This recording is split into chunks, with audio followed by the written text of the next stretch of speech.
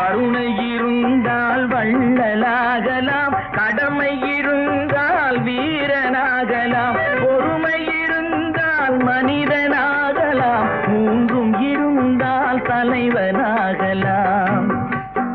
இந்த மூன்றும் இருந்தால் தலைவனாகலாம். நல்ல நல்ல பிள்ளைகளை நம்பி இந்த நாடே இருக்குது தம்பி.